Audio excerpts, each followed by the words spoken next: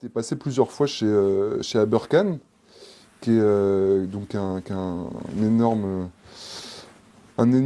youtubeur qui politiquement voilà, est pas forcément hyper clair. Il prônait à un moment une alliance entre Le Pen et Mélenchon.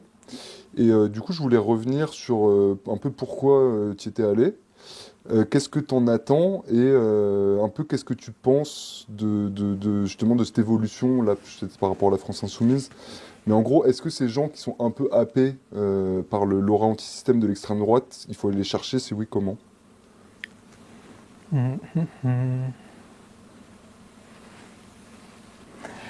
qui est intéressant, on va peut-être beaucoup d'infos à Hmm. une question. Hmm. Incroyable. Si on refait le fil là sur Le Pen, c'est quand même très rigolo de voir que c'est Le Pen qui finit par devenir une voyou. C'est un peu rigolo. En plus, elle est récidiviste, parce qu'il y a eu plusieurs affaires, l'affaire Jeanne, l'affaire des parlementaires, etc. Elle a continué même en 2022-2024 à faire des dingueries comme ça. Donc c'est très marrant que ça arrive. Mais quand ça arrivait, nous, on ne savait pas si c'était une bonne ou une mauvaise chose. On avait peur un peu que l'extrême droite traditionnelle, le péniste, prenne le chemin de la rue, puisque s'ils voyaient que c'était obstrué au niveau de l'élection, quoi. Et donc, ils ont fait une manif. Alors, la première manif qu'ils font de toute leur vie, c'est pour défendre leur cul, parce qu'ils ont volé des millions. C'est quand même incroyable. Et il n'y avait personne, quoi, à cette manif. Il y avait, je sais pas, 5000, 6000, 7000 personnes. Ils ont essayé de faire des plans vraiment très rase-mode comme ça pour pas qu'on voit avec plein de drapeaux français pour camoufler, mais il n'y a personne qui est venu, quoi. Et c'est quand même assez fou parce que c'est combien d'électeurs? C'est 13 millions? 11 millions? 12 millions, je 12 crois, millions d'électeurs. Je veux dire, 12 millions d'électeurs qui voient leur candidate, qui était la chef à contester du parti, qui était la candidate à contester, qui était la favori du truc, ils ne bougent pas. Ils bougent pas. Et je pense que s'il y avait eu la même chose pour Mélenchon, il y aura eu des centaines de milliers de personnes partout en France, machin, le Lofer, tout ça, on connaît, quoi. Donc, si ça arrivait, c'est que ça veut dire quelque chose, c'est que les gens qui votent Le Pen ne sont pas des militants du parti. C'est, je pense, un des votes qui a le moins d'adhésion. C'est-à-dire que c'est les votes, je pense qu'on vote RN parce qu'on veut contester et que ça a été longtemps, ça n'est plus vraiment maintenant, mais c'était longtemps le parti de contestation, le parti d'opposition, que tu as un réflexe comme ça qui s'est fait et que c'est juste un vote et que tu n'as pas forcément toutes les convictions qui va derrière et notamment de fidélité au parti ou quoi que ce soit. Donc je pense que ça montre que la vision de mettre dans des cases, notamment des cases tenues par des chefs politiques de gauche ou de droite, ne permet pas d'expliquer toutes ces nuances-là.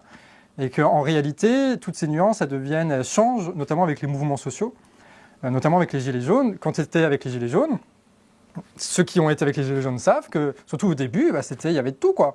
Enfin, il y avait tout. Tu vois le graphique de Padu, tout ça, là donc, en bas à gauche, c'est-à-dire que c'est des gens qui, on est exploités et on n'a pas de capital pour survivre, quoi. On est des travailleurs, quoi. Globalement, on est ça. Du coup, c'était un peu cette mouvance-là qui s'est incarnée à ce moment-là. Et il y avait de tout. Et c'était pas une mauvaise chose dans le sens où on pouvait discuter avec eux. Et après, on a tous pris une direction, mais si on peut la critiquer d'un point de vue stratégique, tout ça, parce que ça n'a pas permis de beaucoup avancer, mais sur le RIC, sur les injustices sociales, et finalement sur un discours qu'on pourrait décrire de l'extérieur de gauche, alors que ce n'était pas du tout le cas au départ. Je pense que la grosse donnée, c'est qu'il ne faut pas considérer le monde politique comme une espèce d'image représentative de ce qu'il y a dans les élections avec les candidats, où tout est marketé bien par quelques bonhommes à la télévision, et qu'il faut plutôt voir aussi ce que ça apporte quand tu as un mouvement social. C'est-à-dire que quand tu bouges, quand tu sors de tes habitudes et que tu rencontres des gens et que tu te mets en action et que tu te dis c'est moi qui vais changer les choses, à partir de ce moment-là, les idées elles changent totalement. Et qu'on s'est retrouvé à organiser une insurrection, elle n'a pas abouti, mais c'était ça les Gilets jaunes, à organiser une insurrection à l'échelle nationale avec des gens qui ont voté Le Pen ou qui sont abstenus. Mais parce qu'à ce moment-là, c'était des camarades. Parce qu'à ce moment-là, on partageait les mêmes programmes en commun. Alors qu'avant, non, et qu'après, peut-être pas. Donc je pense qu'il ne faut pas regarder la politique d'un œil trop éloigné ou d'un truc trop froid comme nous le présente à la télévision et ne pas oublier la leçon qu'a été les Gilets jaunes à ce niveau-là.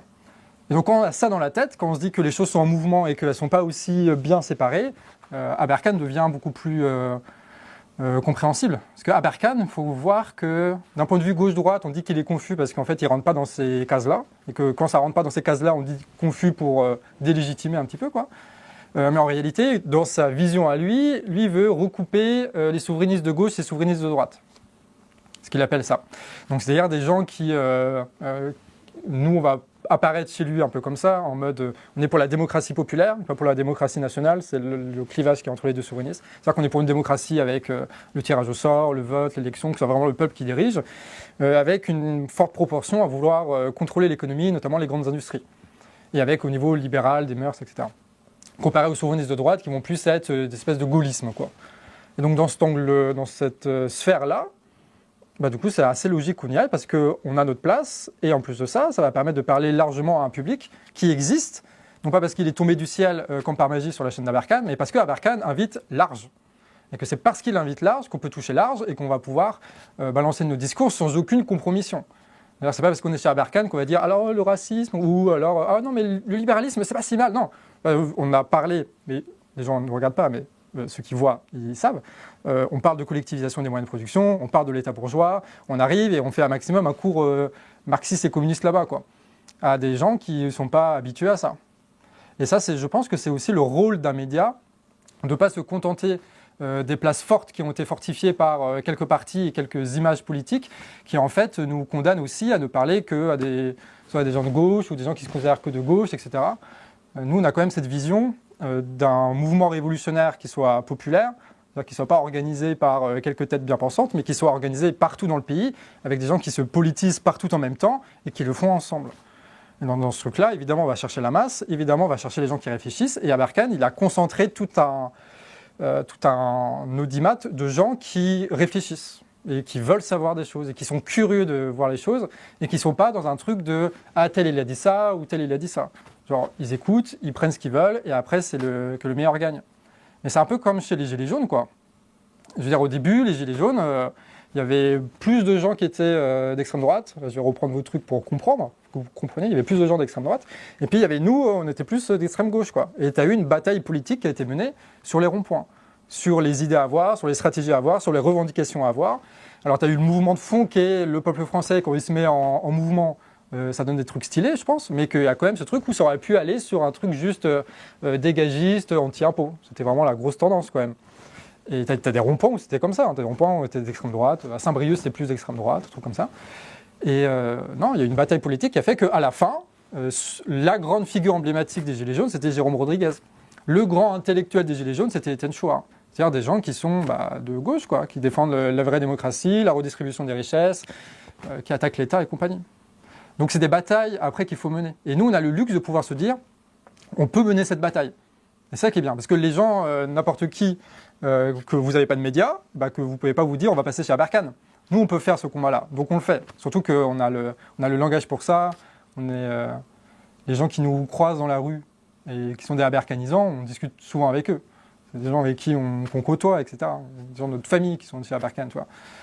Donc c'était logique d'y aller, et tant qu'on ne fait pas de compromission là-dedans, et tant qu'on arrive à placer nos discours, tant mieux, quoi.